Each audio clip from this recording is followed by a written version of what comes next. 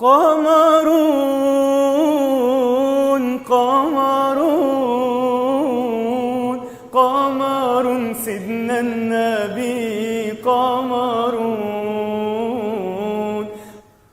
السلام عليكم ورحمة الله وبركاته.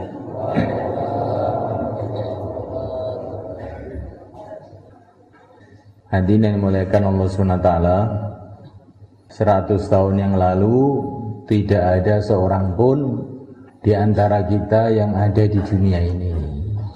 Dan 100 tahun yang akan datang, insya Allah juga tidak ada seorang pun di antara kita yang masih tinggal di dunia ini.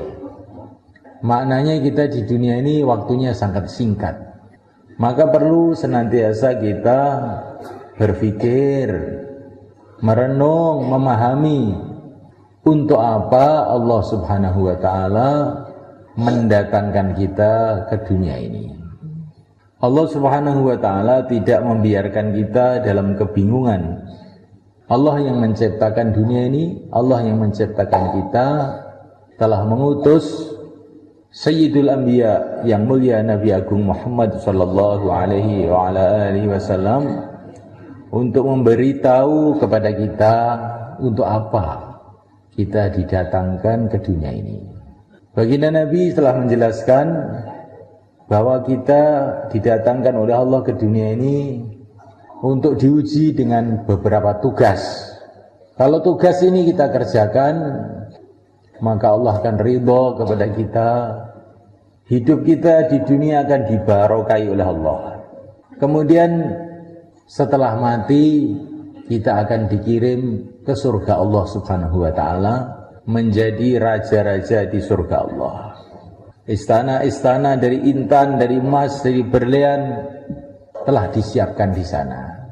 Sungai-sungai dari susu, dari madu telah dialirkan di sana. Bidadari-bidadari telah berhias diri untuk menyambut kita.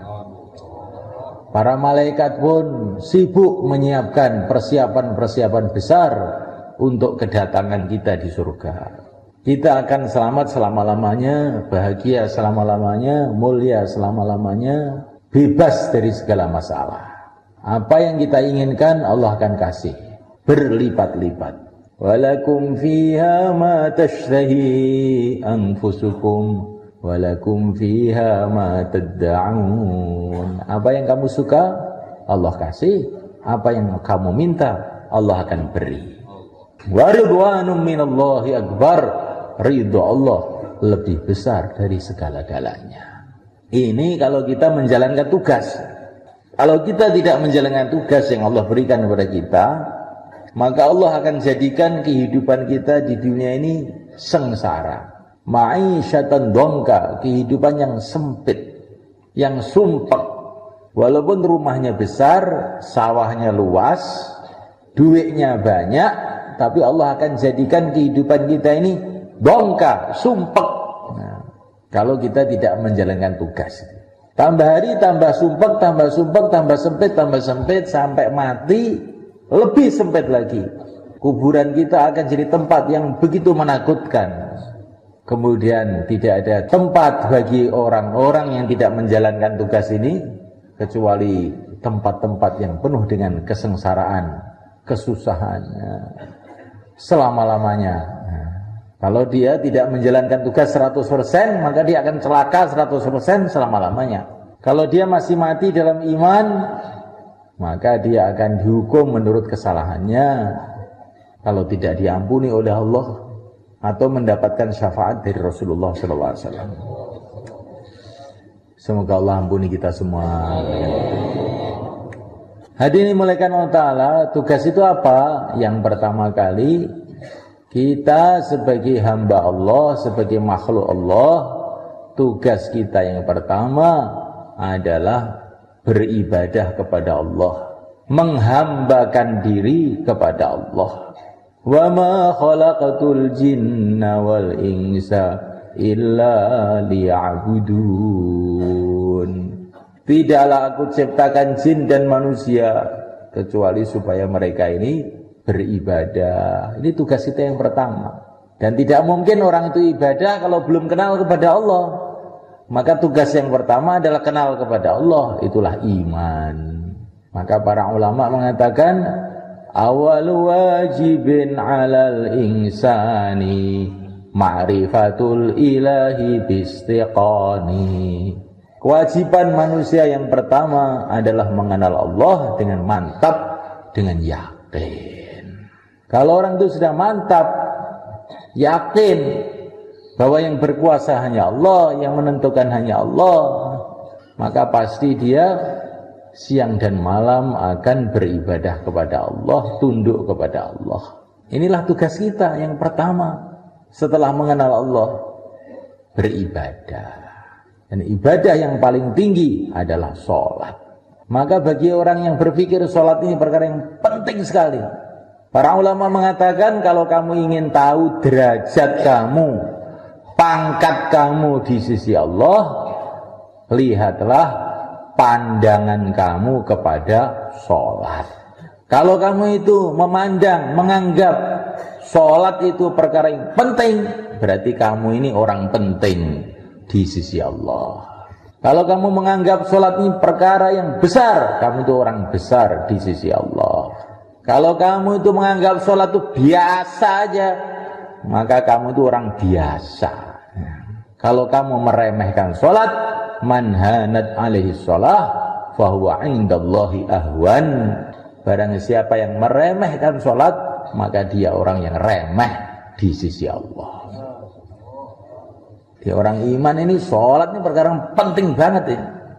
Datang waktu sholat, nggak ada yang dipikir selain sholat. Gawat darurat, karena ini panggilan Allah. Hayya 'alas shalah, hayya 'alal falah. Marilah sholat, marilah menuju kemenangan, kesuksesan. Maknanya kesuksesan kamu itu dalam menghadap kepada Allah ini. Hai petani-petani yang ada di sawah, hayya 'alas shalah, hayya 'alal falah. Kesuksesan kamu kalau kamu menghadap kepada Allah, bukan kalau kamu menghadap kepada sawah. Menghadaplah sekarang kepada yang menciptakan sawah, jangan menghadap kepada sawah. Ini sholat waktunya. Hai pedagang-pedagang yang ada di pasar, kamu ingin sukses, sholat. Hai pejabat-pejabat yang ada di kantor-kantornya, di istana-istananya, hai raja-raja yang ada di istana-istana, kamu ingin sukses, hayya 'alas shalah, hayya 'alal falah. Jalannya kamu sholat. Walaupun kamu punya istana, punya dunia dengan segala isinya, tetapi kamu tidak mau menghadap kepada pencipta dunia ini, kamu celaka, gagal, hancur kamu. Ini kewajiban manusia yang pertama. Hai orang-orang miskin, kamu jangan sedih dengan kemiskinan kamu. Kamu ingin sukses? Ini dibuka pintu Allah. Datanglah kepada Allah dengan sholat. Hai orang-orang sakit, kamu tidak usah sedih dengan sakit kamu.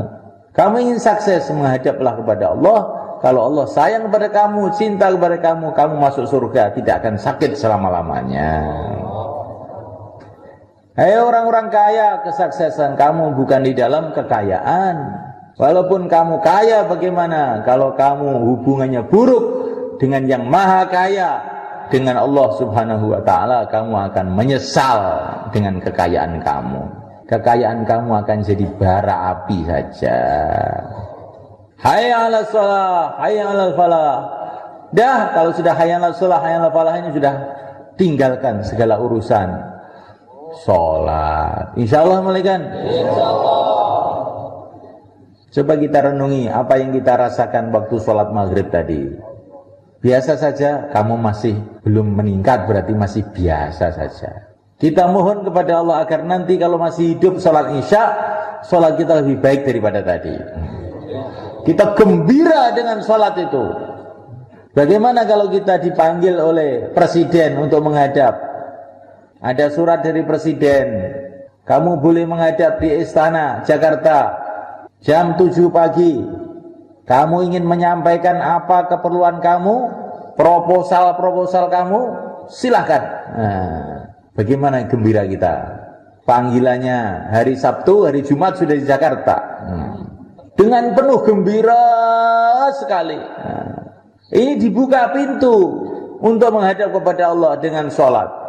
Dan kita diperintahkan, mintalah, hamilu hawaijakum alal maktubat, atau kama qala Rasulullah sallallahu alaihi wasallam.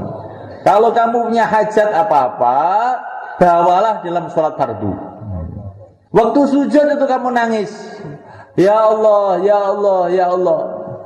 Udah, pakai bahasa Arab tapi ya Allah, ya Allah. Sudah, kalau nggak bisa bahasa Arab dalam hati aja. Ya Allah, ya Allah, ya Allah. Allah akan tunaikan, mudahkan hajat-hajat kita sesuai yang paling baik untuk kita. Bukan sesuai mau kita, sesuai yang Allah kehendaki. Hadi mulaikan Allah Ta'ala. Kemudian tugas yang kedua, ya, ini ringkasnya saja. Kita ini ketiga apa kedua tadi? Ketiga aja ya. Pertama kali iman, kedua ibadah, terus ketiga ini. Kita ini disuruh oleh Allah untuk mengikuti kehidupan para nabi. Allah bercerita mengenai para nabi, kemudian Allah berfirman, ulaika alladzina hadahumullah fabihudahum muqtadih. Mereka ini para nabi itu orang-orang yang telah diberi hidayah oleh Allah, ikuti dia. Ciri khas kehidupan para nabi itu setelah imannya kuat, ibadahnya kuat, maka ciri khas yang ketiga, ini ada ciri khas yang ketiga kehidupan mereka itu. Siang malam ngajak orang untuk iman, untuk ibadah. Nah, ini tugas yang ketiga. Seluruh para nabi dakwah. Inni da'utu qaumi lailan wa nahara. Nabi Nuh ini. Doanya Nabi Nuh. Wa qala Nuh, Rabbi inni da'utu qaumi lailan wa nahara. Ini ceritanya Nabi Nuh itu dakwah siang dan malam. Setelah dakwah siang dan malam terus doa. Rabbi, hai Tuhanku. Hai Tuhanku, aku telah mengajak kaumku siang dan malam. Jadi ini katanya para ulama, kalau kamu mau dakwah, kalau kamu mau doa, itu paling baik itu dimulai dengan cerita dakwah di depan Allah. Allah itu suka kalau ada orang berjuang itu mulai kan. Maka Nabi Nuh itu mau doa itu cerita dakwah dulu di depan Allah. Ya Allah, aku sudah mengajak kaumku siang dan malam. Tambah saya ajak, tambah lari, tambah saya ajak, tambah lari. Nah, akhirnya doanya diterima oleh Allah SWT. Seluruh orang kafir habis ya. Sebab doanya Nabi Nuh. Tapi doa bagaimana? Doa setelah dakwah siang dan malam. Berapa hari? 4 bulan, bukan ratusan tahun. Jadi kalau kita ingin doanya kuat, dakwah dulu. Setelah dakwah sampai peok. Terus ya Allah, aku telah buat usaha begini. Tolonglah aku ya Allah. Ini maghlubun fantasir.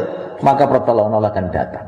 Begitu juga Nabiullah Zakaria. Nabiullah Zakaria itu sudah sepuh, sudah tua, nggak punya anak. Istrinya mandul lagi. Jadi aneh para nabi itu semua kan. Waktu muda nggak minta anak, setelah tua malah minta anak. Karena aneh semua kan. Memang para nabi itu nggak peduli dengan keadaan. Karena keadaan itu semua yang bikin Allah. Kalau Allah bikin mudah saja. Yang sulit jadi mudah, yang mudah jadi sulit. Kalau Allah menghendaki, ya tidak ada perkara yang bisa menghalang-halangi apa kehendak Allah. Nabi Zakaria ini sudah tua, sepuh, rambutnya sudah putih semua, istrinya mandul lagi. Jadi beliau minta anak kepada Allah. Tapi minta anaknya itu alasannya itu dakwah semula kan. Bukan hanya minta anak itu aja, tidak. Beliau mengatakan, inni khiftul mawaliya min warai wa kanat imraati aqira fahabli min ladunka waliya yarithuni wa yarithu min ali yaqub waj'alhu rabbi radiya. Ya Allah, aku khawatir umat ini bagaimana keadaannya setelah matiku. Kalau nanti saya mati yang ngurus umat ini siapa ya Allah? Sedangkan istri saya ini mandul, maka berikanlah kepada aku anak yang akan mewarisi perjuanganku ini dan mewarisi perjuangan keluarga Nabi Yakub. Waj'alhu rabbi radhiya, dan jadikanlah ya Allah anak yang akan kau berikan tuh anak yang diridhoi. Anaknya aja belum lahir sudah didoain, ya Allah jadikan anakku nanti anak yang diridhoi. Jadi Nabi Zakaria itu minta anak karena khawatir keadaan umat. Nanti kalau saya mati yang ngurus umat itu siapa? Ya Allah saya khawatir, maka berikanlah kepadaku anak yang mewarisi perjuanganku dan perjuangan keluarga Yakub alaihi wassalatu wassalam, dan jadikanlah anak itu anak yang diridhoi. Akhirnya Allah berikan anak, yaitu Nabi Yahya. Masih kecil itu sudah jadi nabi. Itu nabi kecil itu ya Nabi Yahya itu. Wa atainahul hukma sabiyya, masih kecil sudah jadi nabi. Karena apa? Mengayahnya nabi ya. Mengayahnya nabi ya. Masih kecil sudah jadi nabi. Allah kehendaki memang ajib ini. Biasanya nabi-nabi yang dulu setelah umur 40 tahun diangkat jadi nabi. Nabi Yahya masih kecil sudah jadi nabi. Karena apa ini? Pelajaran buat kita. Anak kita pun masih kecil pun bagaimana kita pikirkan mikir dakwah juga walaupun kecil. Jangan anak kecil itu cuma diajari bintang kecil di langit yang biru, main-main. Anak kecil itu ajari kenal kepada Allah. Hei anakku, kamu tuh hamba Allah, kamu umat Rasulullah, kamu mau ke akhirat, kamu tuh ikut Nabi Yahya gitu loh. Masih kecil sudah mikir agama gitu. Insyaallah mulai kan? Insyaallah. Ini mulaikan Allah Subhanahu wa taala. Kemudian tugas yang keempat, kita ini diperintahkan oleh Allah untuk mengikuti jejak yang mulia Nabi Agung Muhammad sallallahu alaihi wasallam. Laqad kana lakum fi Rasulillahi uswatun hasanah. Lah baginda Nabi ini keistimewaannya apa? Keistimewaannya banyak sekali. Cuman keistimewaannya yang paling masyhur, beliau itu diperintahkan untuk dakwah seluruh alam. Wa ma arsalnaka illa rahmatan lil alamin, menghidupkan agama seluruh alam. Rahmatan lil alamin itu maksudnya menghidupkan agama seluruh alam. Menghidupkan agama seluruh alam, karena namanya orang yang sayang kepada umat itu kalau orang itu ngajak umat ini untuk amal agama. Selagi kita ini belum mengajak umat untuk amal agama, namanya belum sayang, belum rahmah. Kalau kita membiarkan umat berbondong-bondong menuju jahanam, kita ini belum rahmat. Nah, kita ini masih kejam, keras. Kalau sudah mengajak umat kepada agama, akhirnya menuju surga, itulah namanya sayang. Dan baginda Nabi diutus untuk menyayangi seluruh alam, maka kita pun harus menyayangi umat seluruh alam. Insyaallah malaikat. Bagaimana caranya? Bagaimana caranya? Bentuk jamaah untuk menghidupkan usaha agama seluruh alam. Insyaallah malaikat. Terus yang kedua, jamaah mengeluarkan jamaah. Bentuk jamaah, kemudian jamaah mengeluarkan jamaah. Jamaah 3 hari, mengeluarkan jamaah 3 hari, keluarkan jamaah 40 hari, jamaah 4 bulan. Begitu juga jamaah 40 hari. Begitu juga jamaah 4 bulan. Jamaah mengeluarkan jamaah. Kalau tidak kita bentuk fikir jamaah mengeluarkan jamaah, lah kita ini namanya belum kerja seluruh alam namanya. Walaupun kita baru putar di Temboro sekitarnya, Indonesia sekitarnya, tetapi kalau kita ini punya prinsip jamaah keluarkan jamaah, jamaah keluarkan jamaah, berarti kita ini gerak seluruh alam. Di gerak seluruh alam itu caranya mudah banget, tidak susah. Apa? Jamaah keluarkan jamaah. Maka yang mulia Nabi Agung Muhammad SAW ketika sakaratul maut mengeluarkan jamaah. Karena beliau ini sudah dipanggil oleh Allah, sedangkan tugas beliau seluruh alam.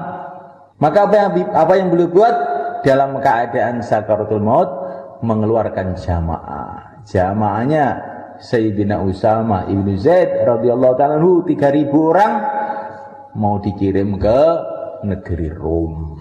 Nah, kita usahakan bagaimana kita nanti mati dalam keadaan mengeluarkan jamaah seperti yang mulia Nabi Agung Muhammad sallallahu alaihi wasallam. Insyaallah malaikat. Bukan mengeluarkan jamaah waktu hari Jumat, waktu istima, waktu jur, tidak. Waktu sakaratul maut keluarkan jamaah. Kapan sakaratul mautnya itu? Mungkin nanti malam, mungkin besok pagi. Jadi hari-hari keluarkan jamaah. Insyaallah malaikat. Karena hari itulah mungkin hari sakaratul maut kita. Kita tidak tahu. Usahakan hari kematian kita ini hari pengeluaran jamaah. Insyaallah malaikat. Kemudian malaikat Allah Ta'ala, tadi berapa tadi? Nah, ini yang kelima sekarang ya. Kita ini diperintah oleh Allah SWT untuk mengikuti kehidupan sahabat.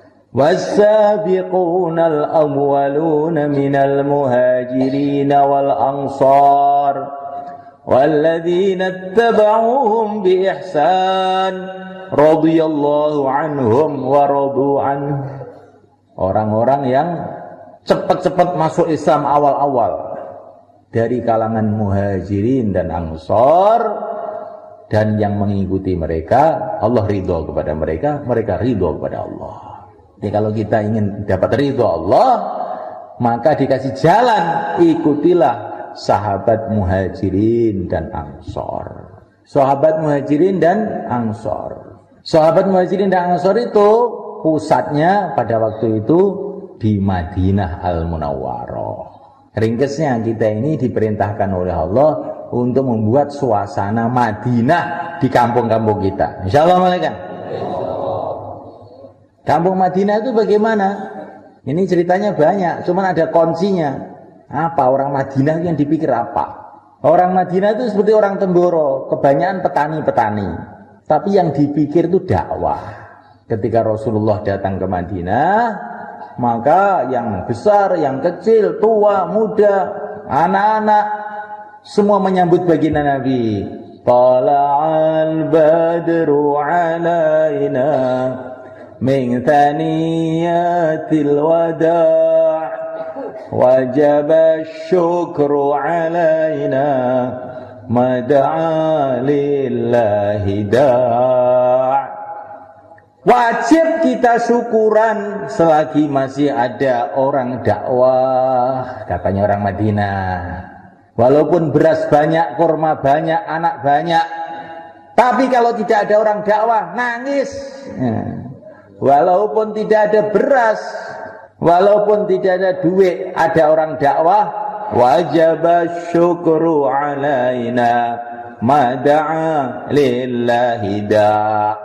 Wajib kita syukuran selagi masih ada orang dakwah.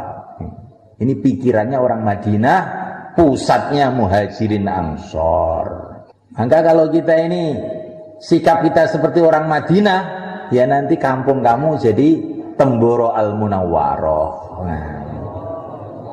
Tapi kalau jamaah datang kamu itu sedih, wah datang lagi orang-orang jenggot ini. Beras sudah habis, datang lagi.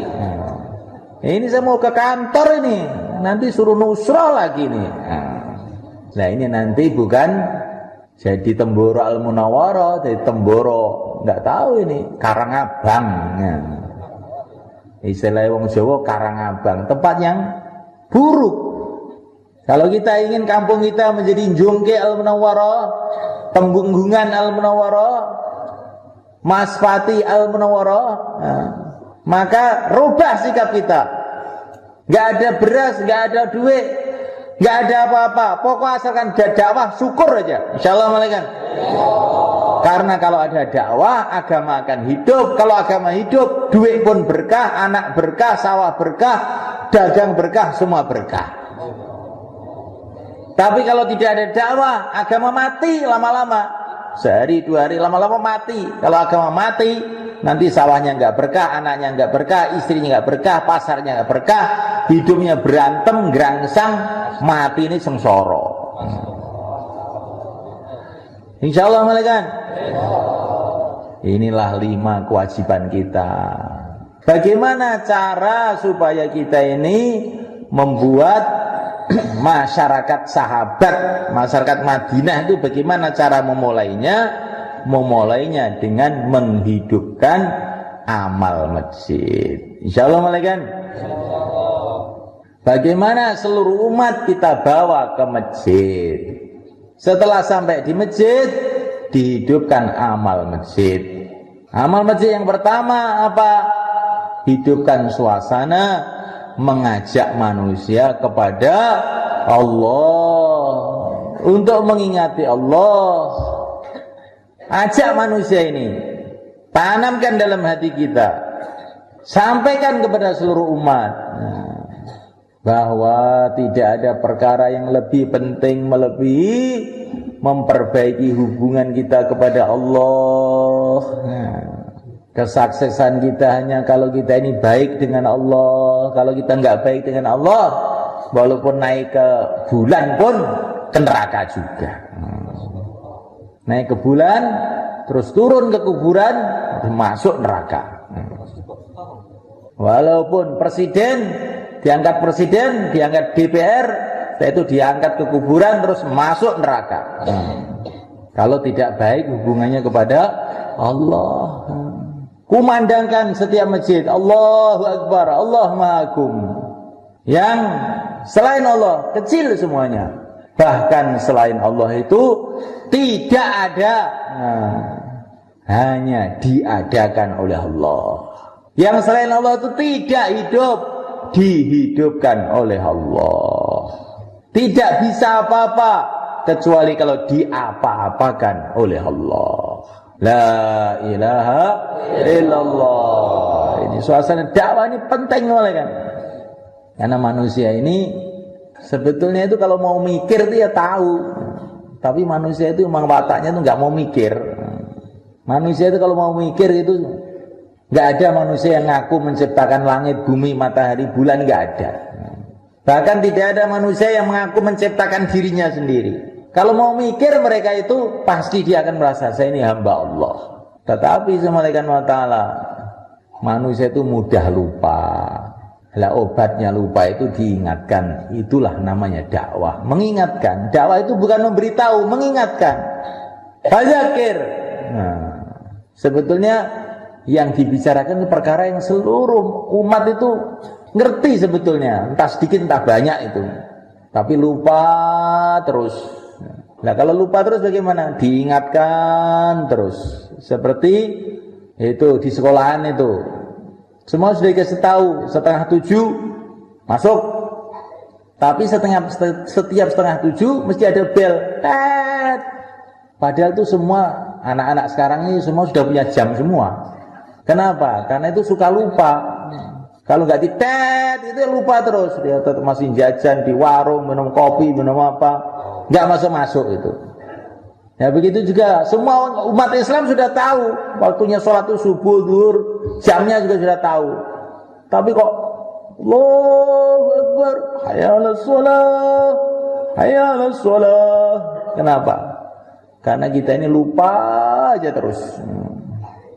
Maka karena lupanya itu juga terus-terusan, maka mengingatkannya itu juga terus-terusan.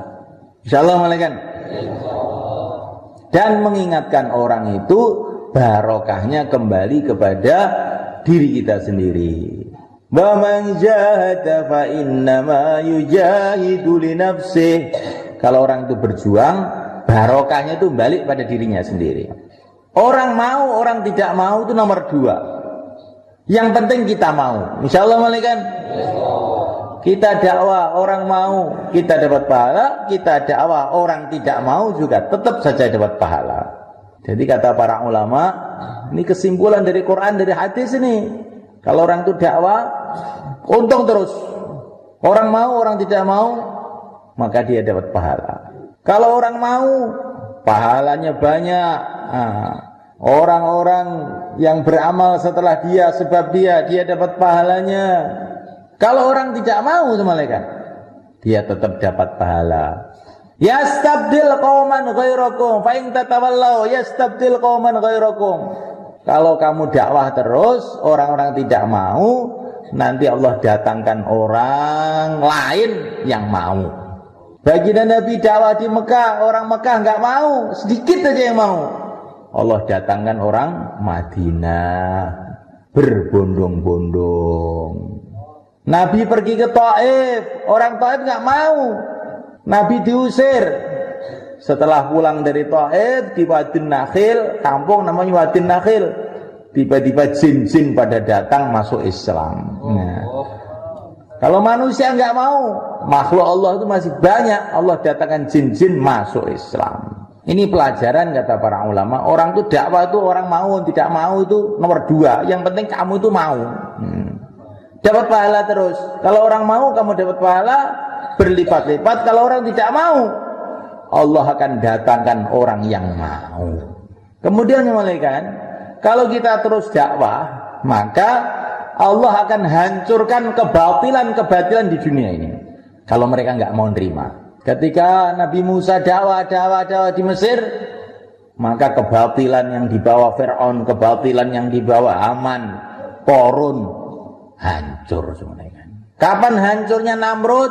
Bukan setelah dibom nuklir, bukan setelah dibawakan pedang. Setelah Nabi Ibrahim dakwah, Namrud hancur semuanya. Jadi dakwah itu khasiatnya itu mendatangkan hidayah untuk orang yang Allah kehendaki, dan akan membawa kehancuran bagi orang-orang ahli batil. Jadi untuk menghancurkan orang ahli batil bukan dengan bom, dengan dakwah. Nabi Musa tidak punya bom, dakwah aja, tahu-tahu Fir'aun delep sendiri. Wis dakwah terus. Iki yang khasiate dakwah. Insyaallah malaikat. Tapi kalau dakwah nggak dihidupkan, walaupun di Makkah Al-Mukarramah timbul preman-preman, Abu Jahal, Abu Lahab dan teman-temannya. Padahal itu dulunya mbah-mbahnya itu wali-wali. Tapi karena dakwah nggak dihidupkan, akhirnya cucunya jadi preman, memusuhi agama, merusak agama. Maka malaikat Allah Ta'ala, kalau kita ingin anak cucu kita ini selamat, kita mau jumpa anak cucu kita di pintu surga, kita buat dakwah. Insyaallah malaikat. Anakku, saya mau keluar 4 bulan. Kenapa Pak? Kau keluar 4 bulan? Supaya usaha dakwah hidup anakku. Nanti kalau usaha dakwah hidup, insya Allah kita akan berjumpa lagi di surga. Cucu-cucu saya, buyut-buyut saya, nanti akan jumpa di sana. Tapi kalau kita nggak mau dakwah, nggak hidupkan usaha dakwah, nanti naudzubillah bisa-bisa anak cucu kita ini akan berbondong-bondong menuju jahanam, nggak bisa ketemu lagi. Maka kita pisah sebentar untuk supaya kita nanti mengadakan reuni anak cucu di surga. Insyaallah malaikat. Sekarang kan ada reuni gitu. Kalau nanti hari raya reuni keluarga Kaji Idris, reuni keluarga Kaji Abbas. Nah, kan begitu bisa orang Temboro itu. Kamu pikir reuni di surga belum? Nah, kalau ingin reuni di surga, hidupkan dakwah. Kalau nggak hidupkan dakwah, anak cucu kamu nggak sholat, nggak ada yang datangi. Siapa yang mau mikir orang? Wong mbahnya aja juga nggak mikir, paknya juga nggak mikir, bapaknya, ibunya nggak mikir. Tapi nanti kalau dakwah ini hidup, nah, anak kamu yang sudah ada di pojokan dunia sana nggak ke masjid, didatangi, assalamualaikum, waalaikumsalam, diajak ke masjid. Akhirnya anak kamu selamat, jumpa di surga. Insyaallah malaikat. Malaikat Allah Subhanahu wa taala. Inilah tugas kita di dunia ini, malaikat. Untuk kita ini sibuk dalam agama dan sibuk dalam menghidupkan agama. Tugas kita ya ini. Ini bukan tugasnya Pak Kiai saja, bukan tugasnya Pak Ustadz saja, bukan tugasnya orang India, orang Jakarta, bukan. Tugas seluruh umatnya yang mulia Nabi Agung Muhammad SAW. Berarti termasuk tugas kita. Insyaallah malaikat. Maka untuk itu tidak usah diperpanjang pembicaraan. sekarang ingin pembicaraan ini menjadi kenyataan. Insyaallah malaikat. Nah, kita ingin melihat kampung-kampung hidup agama, masjid-masjid makmur, masya Allah. Di mana-mana orang soleh. Sekarang itu kita mencari pemuda-pemuda soleh susah. Nah, pemuda teler yang ada sekarang. Nah. Iya malaikat. Karena apa? Pabriknya pemuda soleh sudah ditutup. Apa pabriknya? Itulah usaha dakwah. Masih ada tapi dikit. Nah, tidak cukup untuk memproduksi yang banyak. Maka kita hidupkan suasana ini semua kan. Insyaallah. Yang mau keluar 4 bulan 40 hari silakan berdiri depan. Taqabbalallah. Niki tugas sampean aja ndelak-ndelok wong. Sing dikasiban yo kowe kuwi. Ya. Ndelok-ndelok masamu iki kok sing wajib wong liya ngono piye? Ya kowe kuwi sing wajib. Nang adat bolak-balik dibayani ya ora bolong-bolong tuh kupinge. Monggo.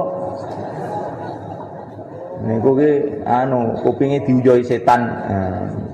Monggo wong nek turu ora nggo cara sunah kupinge diujohi setan. Nek diomongi malah ndarani si diomongi wong liya, padahal kowe kuwi si diomongi. Ndarani wong liya, syarek mati wong liya apa kowe to jane. Ketok kowe to dhisik ijen. Monggo. Semeneng monggo. Monggo. Niki kula omong khusus wong Boro mau nggih. Niki khusus wong Boro nek wong lintung Boro diikram. Wong Boro iku kudu dipitet irunge. Nggih. Monggo. Mergo wong Boro niki sedaya ajeng tekan akhirat sedaya, Pak. Nek wong lintung Boro kan mboten to, Pak. Nggih. Nggih. Lho kok nggih. Piye iki? Akhirat kan wong Boro no piye? Monggo, jumeneng sinten malih. Monggo. Nah, ngono lho sira tok giat no wong nggih, aja telak-telo. Nggih, monggo. Niki kathah tamu tiyang Malaysia, Pak. Kula cara Jawa mawon kan mboten ngerti nek kula niki muring-muring kan nggih ngerti to. Cara Jawa mawon niki, taskile cara Jawa. Bayan Indonesia, taskil Jawa. Pinjo ngerti wong-wong luar negeri. Wong Boro kok angel-angel men ngerti bae. Mboten gampil wong Boro niki. Monggo semeneng. Lho niki kiai-kiai ing Malaysia bodho dugi mriki. Entuk kabar ning Boro ki saiki wis urip agama iki kaya apa to? Bodho moro mriki ya. Enten wong pinten yo. Pinten? Wong 90 ae. Masyaallah iki sampeyan niku nggih masuk urung patah ikhlas nang ngadeg ana jane apik ben nyemangatne wong-wong niku teng agami. Insyaallah nggih. Aja wong niku nek dijak ning agama iki meneng ngempane kaya ora pateh butuh empeluh. Niku mboten wonten niku. Ketokne semangate kaya Medina. Nggih, insyaallah nggih. Mbon saniki tiga-tiga sekawan-sekawan sing diaturaken wau dibaleni malih. Monggo. Tiga-tiga sekawan-sekawan.